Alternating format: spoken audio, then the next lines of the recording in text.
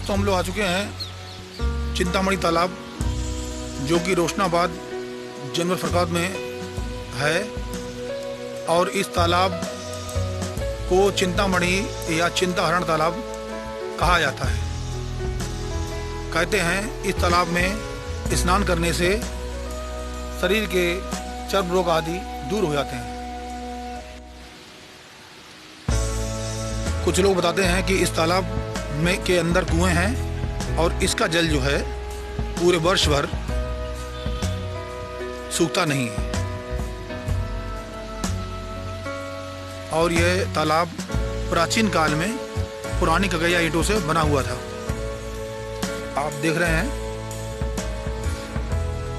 ये पुरानी कगैया ईंट, ये तालाब इन ईंटों का बना हुआ है।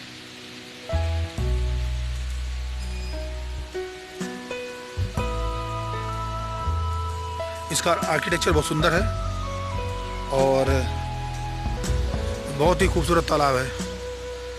इसके चारों ओर जाने के लिए रास्ता बना हुआ है और सीढ़ियाँ भी हैं। चारों ओर रास्ता है और यहाँ पर कतकी, माघी और दशहरा पे मेला भी लगता है। बहुत ही सुंदर तालाब है। यहाँ पर सती माता का मंदिर भी है और इसके चारों ओर, तालाब के चारों ओर, चारों कोनों पर बुर्ज बने हुए हैं जो बहुत ही खूबसूरत हैं। इनका आर्किटेक्चर मैं आपको बाद में दिखाऊंगा। बहुत ही सुंदर बने हुए हैं।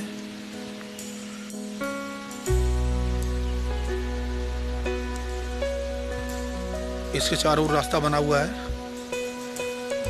हम लोग उसकी परिक्रमा करेंगे, चारों तरफ घूमेंगे, देखेंगे। ये सीढ़ियाँ बनी हुई हैं और कुछ लोग बताते हैं कि इसके अंदर कुएं बने हुए हैं और इसका जल जो है वर्ष भर सूखता नहीं है। और इसको चिंतामणि या चिंताहरण तालाब कहा जाता है। इस तालाब के पीछे एक कहानी भी है। कहते हैं कि अत्रि ऋषि यहाँ पर तपस्या कर रहे थे, तो उन्होंने अपनी पत्नी से कहा कि जाओ जल लेकर आओ।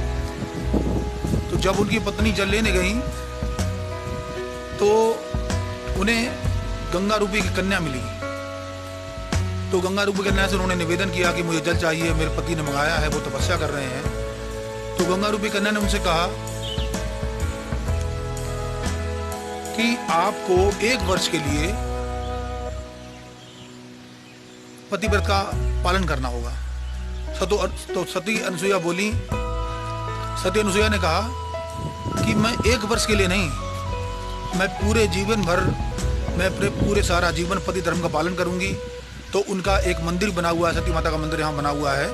तो उन्होंने फिर गंगा माँ ने उन्हें जल दिया और वो जल जो है वो आज इसी तालाब के रूप में आपके समक्ष विद्यमान है। ये बहुत ही पवित्र तालाब है। माँ सती अनुसुईया से जुड़ा हुआ है और अत्रि ऋषि ने यहाँ इस स्थल पर तपस्या भी की थी।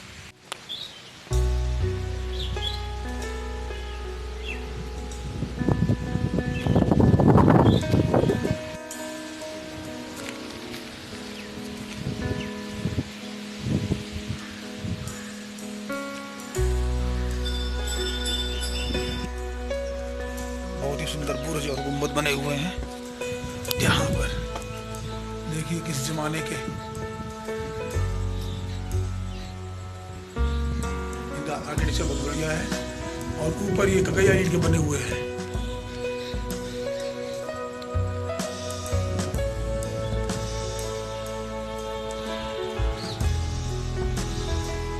और ऊपर जो है फूल पत्तियां बनी हुई हैं जो बहुत ही खूबसूरत हैं और बहुत ही प्यारी हैं।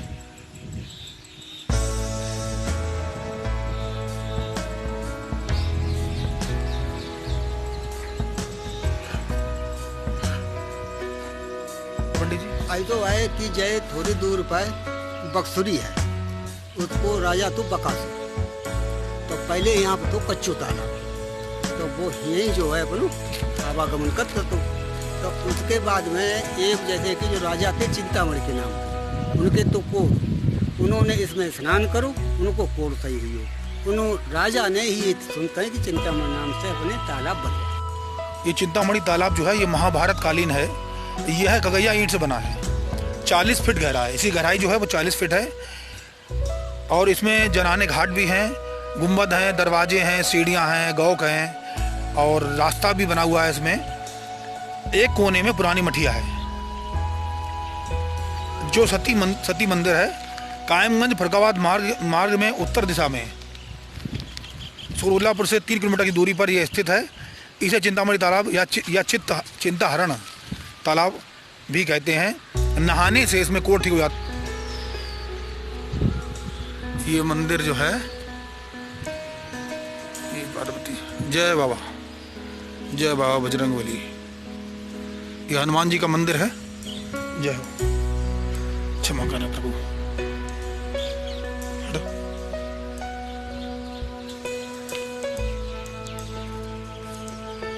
बहुत ही प्राचीन मंदिर है।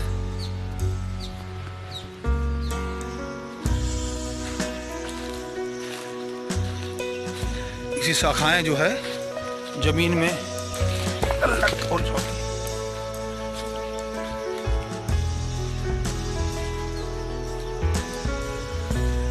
जय हो। तालाब ये महाभारत कालीन है। यह कगैया ईंट से बना है, 40 फीट गहरा है। इसमें सीढ़ियाँ हैं, दरवाजे हैं, गौक है, गुंबद है व रास्ते भी हैं बने हैं, जनाने घाट भी बने हैं। एक कोने में पुरानी मठिया है। यहाँ कहीं एक पुरानी मठिया भी है। रामायण काल में मथुरा जाते हुए शत्रुघ्न ने इसी तालाब में स्नान किया था। जब शत्रुघ्न भगवान राम के साथ मथुरा जा रहे थे रामायण काल में, तो उन्होंने इसी तालाब में स्नान किया था। कहते हैं महाभारत काल में युधिष्ठिर यहाँ आए थे और उन्होंने यहाँ का जल लेकर पांडवेश्वर नाथ शिवालय में जल चढ़ाया था। महाभारत काल में युधिष्ठिर यहाँ आए थे और उन्होंने यहाँ से का जल लेकर और पांडवेश्वर नाथ शिवालय में जल चढ़ाया था। और पांडवेश्वर नाथ शिवालय जो है वो फर्रुखाबाद जनपद में स्थित है। कन्नौज के राजा सोमदेव ने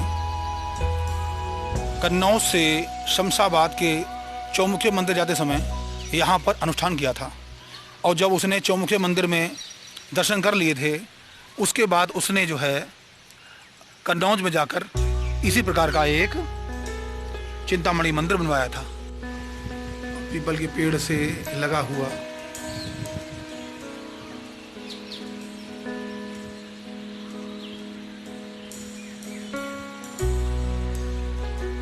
गुंबद और उसमें बहुत ही अच्छी डिजाइन बनी हुई है जो देखने लायक है। बहुत सुंदर डिजाइन बनी हुई है, फूल पत्तियां बनी हुई है, नक्काशीदार है, बहुत ही सुंदर है। मुझे तो बहुत ही अच्छा लग रहा है यहाँ पर आकर। ऐसी चीज़ें अपने यहाँ शहर में बहुत ही कम है, या जो थी वो सब तोड़ दी गई। उनके अवशेष जो है कुछ बिल्डिंग्स बची हुई हैं और बहुत ही सुंदर जगह है, बहुत ही अच्छी जगह है और बहुत ही प्यारी जगह है। हुआ है तालाब के अंदर रास्ते हैं, इधर से सीढ़ियाँ हैं। ये रास्ते बने हुए हैं, यहाँ से शायद पानी आता होगा बरसात का पानी।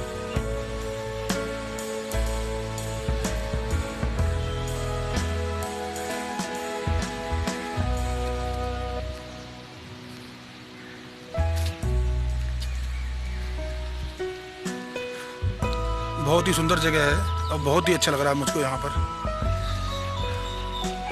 देखिए यहाँ से पानी जो है तालाब का या किसी अन्य चीज़ से पानी आता था और इस रास्ते होते हुए वो अंदर जाया करता था। पास में ही ये गुम्बद बना हुआ है, वहाँ पर हनुमान जी का मंदिर है और चारों ओर गुम्बद बने हुए हैं। बहुत ही सुंदर बुर्ज बने हुए हैं चिंतामणि तालाब में।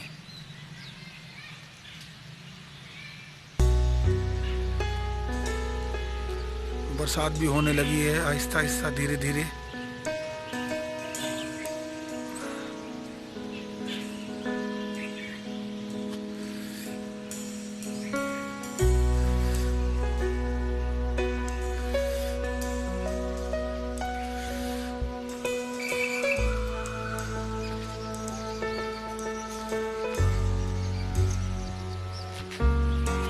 जाने का रास्ता है, ये सीढ़ियाँ बनी हुई हैं। प्राचीन काल में जो सेठ और बड़े बड़े लोग हुआ कर राजा हुआ करते थे, वो प्रजा के हित के लिए तालाब खुलवाया करते थे। जैसे कि तालाब, जैसे कि आजकल के ज़माने में हमारे यहाँ सभासद जो होता है वो लगवाता है, हैंडपम्प लगवाता है, या कुआं खुदवाता है, या गांव का प्रधान कुआं खुदवाता है, या ट्यूबवेल लगवाते हैं। इसी तरह से ये प्राचीन परंपरा का एक हिस्सा है। और तालाब जो है आसपास के पानी को इकट्ठा करते हैं, इससे हमारा वाटर लेवल जो है उड़ता है।